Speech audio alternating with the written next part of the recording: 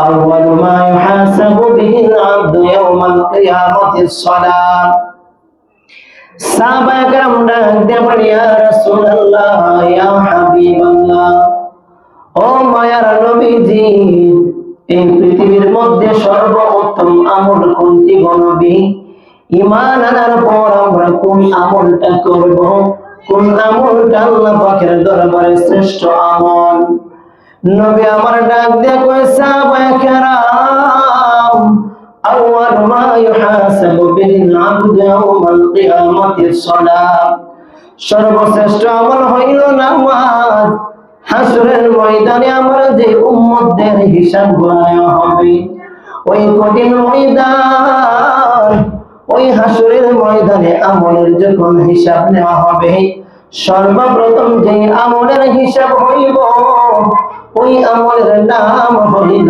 নামাজ জবান খুলে বলি আমরা আল্লাহু আকবার সর্বপ্রথম কোন আমলের হিসাব হবে নামাজ এই জন্য আপনাকে আমাকে অবশ্যই নামাজগুলো আদায় করা লাগবে নামাজ আদায় করলে অন্তরের মধ্যে আল্লাহর ভয়টা ঢুকে যাবে নামাজ পড়তে পারলে অশ্লীল কাজ খারাপ কাজগুলো থেকে বিরত থাকতে পারবেন যদি কোন ব্যক্তি সঠিকভাবে 5 ওয়াক্ত নামাজ আদায় করে মানুষকে টাকা দিতে গেলে হাওলাত দিবে সুদের খাতার মধ্যে নাম লেখাবে না কারণ অন্তরে বই থাকবে আমি না নামাজ আদায় করি আমি না আল্লাহ পাক রব্বুল আলামিনকে বই করি এই সুদ আমার জন্য খাওয়া আমার আল্লাহ হারাম করে দিয়েছে ঘুষ আমার আল্লাহ হারাম করে দিয়েছে জিনা আমার আল্লাহ আমার জন্য হারাম করে দিয়েছে এই জন্য কোরআনের মধ্যে বলা হয়েছে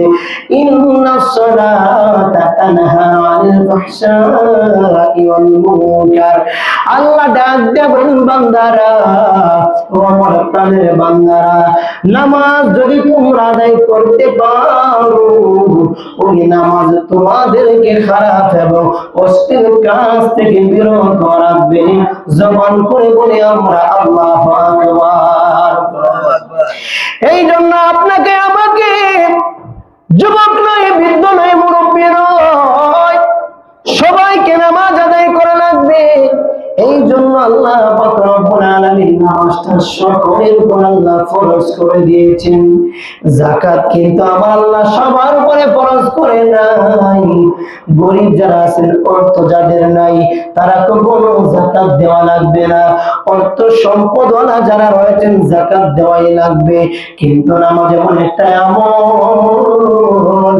এই নামাজটা সবাইকে বাধ্যতামূলক পড়া লাগবে নামাজ যদি আদায় না করেন নামাজ ছাড়া ওলি হওয়া যাবে না নামাজ ছাড়া মুত্তাকিন হওয়া যাবে না নামাজ ছাড়া কোরআনওয়ালা পড়নেওয়ালা হওয়া যাবে না কথা বলেন ঠিক কিনা নামাজ যারা সমাজের মধ্যে সঠিকভাবে আদায় করবে এই মানুষগুলা নামাজগুলো আদায় করলে কোরআন পড়লে কোরআনের মধ্যে মজা পাবে কোরআন পড়লে কোরআনের মধ্যে স্বাদ পাবে এই জন্য আমার আল্লাহ কোরআন কারীমের মধ্যে আল্লাহ ঘোষণা করে দিলেন নাযালনা আলাইকাল কিতাবা তিবয়ানাল লিকুল্লি শাইইন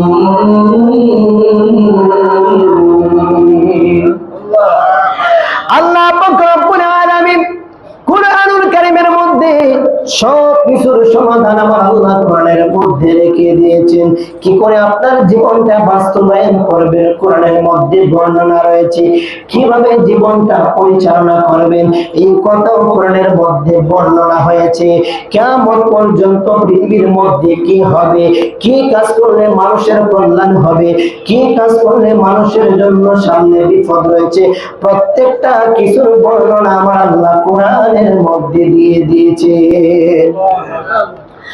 আমরা সবাই যদি কোরআনের হাওলা হয়ে যাই কোরআনকে যদি বুকের মধ্যে আমরা আঁকড়ে ধরি তাহলে আপনি আমি সকল প্রকার বিপদ থেকে বাঁচতে পারবো। শুধু তাই নয়, আমার আল্লাহ ডাক দেবে, বান্দারা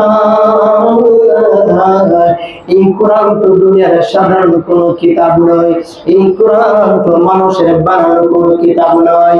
যালিকাল কিতাবু লা রাইবা ফীহি, আমার আল্লাহ পাক রব্বুল আলামিন এই কোরআনটা অবতীর্ণ করার সময় মানুষের কাছে সর্বপ্রথম কোরআনটা পাঠানোর আগে আমার আল্লাহ পাক রব্বুল আলামিন এই কোরআন সম্পর্কে বিশ্ববাসীর সঙ্গে একজন নয়, দুইজন নয়, গোটা পৃথিবীর মানুষের সঙ্গে আমার আল্লাহ পাক রব্বুল আলামিন চ্যালেঞ্জ করেছেন, হে পৃথিবীর মানুষ, আমি আল্লাহ পাক রব্বুল আলামিন তোমাদের সঙ্গে চ্যালেঞ্জ ঘোষণা করে দিলাম। তোমাদের সঙ্গে আমি আল্লাহর চ্যালেঞ্জ, এই কোরআনের প্রথম থেকে শেষ পর্যন্ত যদি কোনো ব্যক্তি একটা ভুল পাও, আমি আল্লাহ পাকের কোরআনটা মিথ্যা হয়ে যাবে। আমি আল্লাহ তোমাদের সঙ্গে চ্যালেঞ্জ ঘোষণা করলাম, এই কোরআনের প্রথম থেকে শেষ পর্যন্ত বিন্দু পরিমাণ কোনো ভুল আমি আল্লাহ রাখি নাই। জবান খুলে বলে আমরা আল্লাহু আকবার। এই জন্য আকীদা বিশ্বাস রাখতে হবে, কোরআনুল কারীমের মধ্যে কোনো ভুল নাই, কোরআনুল কারীমের মধ্যে কোনো ভুল থাকতে পারে না। এই কথা আল্লাহ পাক রব্বুল আলামিন বলেছেন। এই জন্য আমার আল্লাহ পাক রব্বুল আলামিন এই পৃথিবীর মধ্যে আসমানি কিতাবের মধ্যে 104 খানা কিতাবের মধ্যে শ্রেষ্ঠ কিতাব হলো আল কোরআন। আমার আল্লাহ ডাক দেবে, বান্দারা, ও আমার প্রাণের বান্দারা, তাওরাত আমি আল্লাহ নাজিল করলাম মুসার উপরে, ইনজিল আমি আল্লাহ নাজিল করলাম আরেকজন নবীর উপরে, জাবুর আমি আল্লাহ নাজিল করলাম আমার আরেকটা বন্ধুর উপরে, কোরআন আমি নাজিল করলাম আমার বন্ধুর উপরে। শ্রেষ্ঠ বন্ধু হলো মুহাম্মদুর রাসূলুল্লাহ সাল্লাল্লাহু আলাইহি ওয়াসাল্লাম। হে আমার বান্দারা, আমি আল্লাহ পাক রব্বুল আলামিন 104 খানা কিতাবের মধ্যে অন্য কোন কিতাব সম্পর্কে আমি আল্লাহ মানুষের মধ্যে চ্যালেঞ্জ ঘোষণা করি নাই, কিন্তু আমি আল্লাহ কোরআন সম্পর্কে চ্যালেঞ্জ ঘোষণা করলাম। শুধু তাই নয়, আমি আল্লাহ পাক রব্বুল আলামিন 104 খানা কিতাবের মধ্যে কোরআনুল কারীমের হেফাজত আমি আল্লাহ নিজেই রেখে দিলাম। জবান করে বলি আমরা আল্লাহু আকবার। 104 খানা কিতাবের মধ্যে কোন কিতাবের হেফাজতকারী আমার আল্লাহ নেন নাই, কিন্তু কোরআন সম্পর্কে আল্লাহ বলেন, এই কিতাব আমি আল্লাহ অবতীর্ণ করেছি, এই কিতাব আমি আল্লাহ নাজিল করেছি, আবার এই কিতাবের হেফাজত করব আমি আল্লাহ রাব্বুল আলামিন। জবান করে বলি আমরা আল্লাহু আকবার। ইন্না নাহনু নাযালনা যিকরা ওয়া ইন্না লাহু লাহাফিজুন।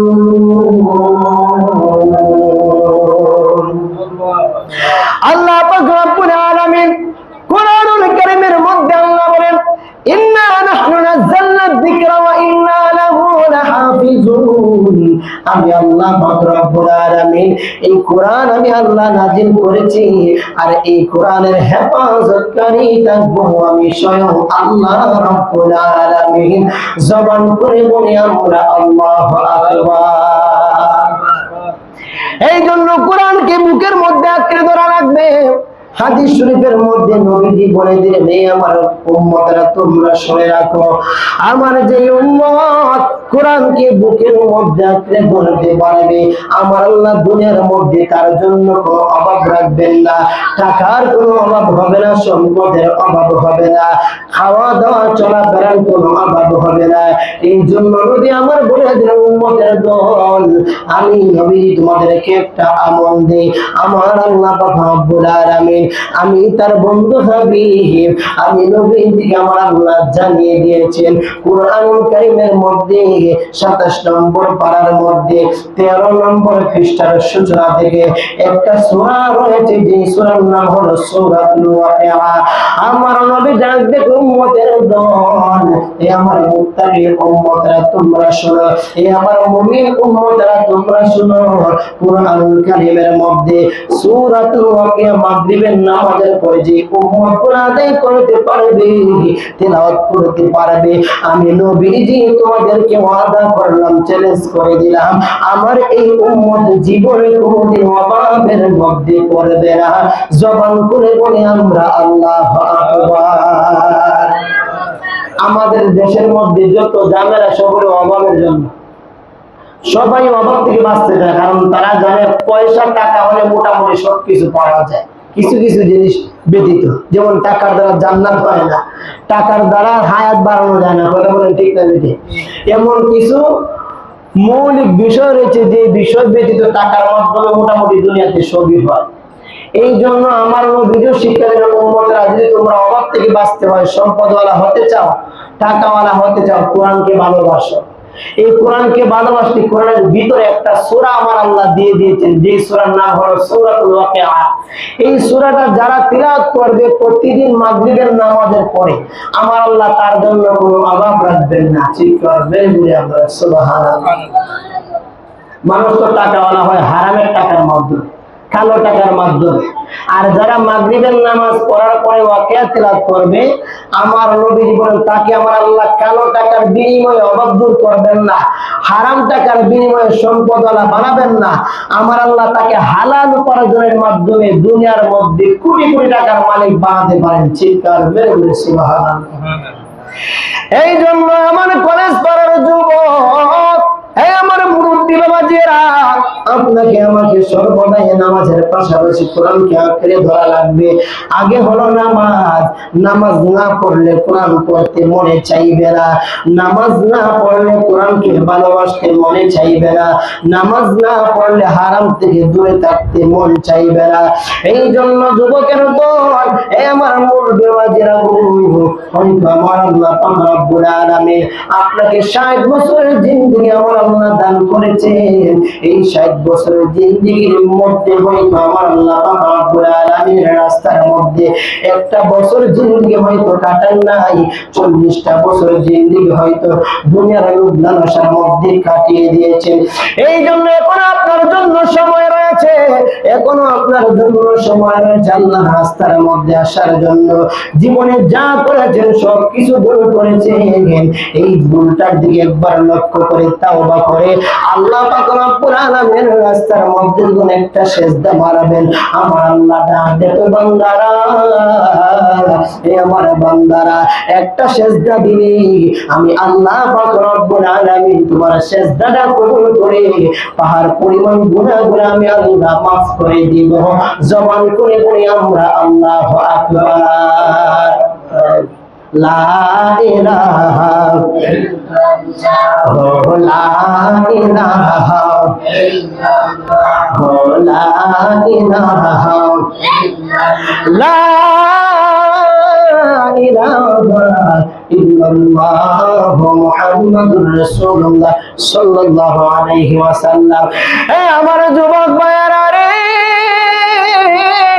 এই জন্য আল্লাহ পাক রব্বুল আলামিন কুরআনুল কারীমের মধ্যে আমার আল্লাহ ঘোষণা করে দিলেন, এই যুবকেরা দল, এই আমার মুরব্বী বান্দারা, তোমরা জীবনের মধ্যে 40টা বছর জিন্দেগির মধ্যে গুনাহ করেছো, নাফরমানি করেছো, গীবত করেছো, চুগলখড়ি করেছো, শাকায়াত করেছো।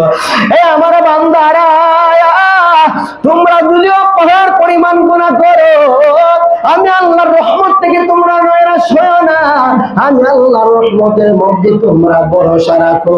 পাহাড় পরিমাণ গুনাহ করলেও বান্দা যদি একটা বার আল্লাহর দিকে সিজদা মারে, একটা বার সিজদা মারার কারণে আমার আল্লাহ বলেন, ইন্না রাহমাতাল্লাহি করিবুম মিনাল মুহসিনিন, আমি আল্লাহ পাক রব্বুল আলামিন বান্দার সিজদাটা কবুল করে পাহাড় পরিমাণ গুনাহ আমি আল্লাহ সঙ্গে সঙ্গে মাফ করে দিব। জবান খুলে বলে আমরা আল্লাহু আকবার। তুমি রহমান, তুমি মেহেরবান, অন্ধকারে না কবো তোমারি গুণগান, বুঝেও বুঝে না তবু শান।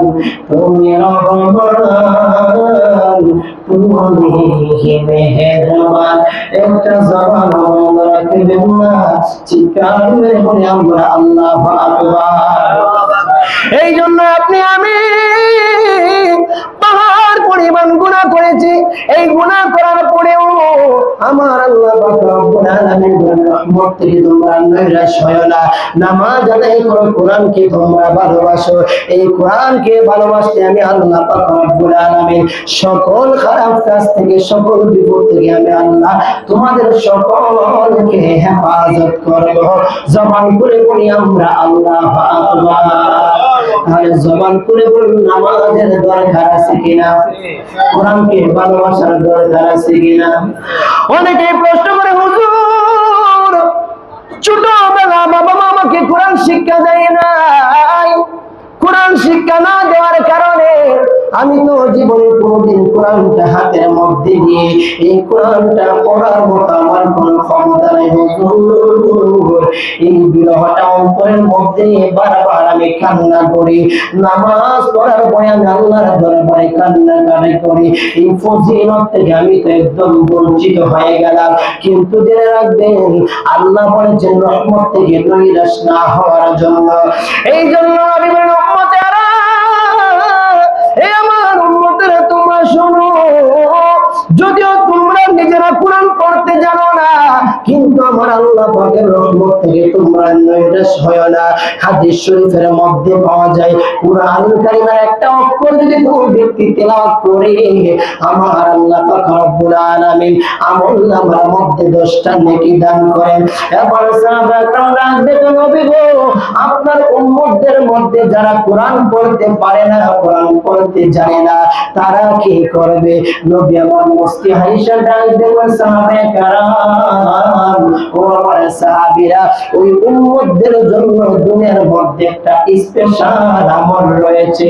জবান খুলে বলি আমরা আল্লাহু আকবার। স্পেশাল আমলটা জানার দরকার আছে নি? জোর দরকার আছে নি?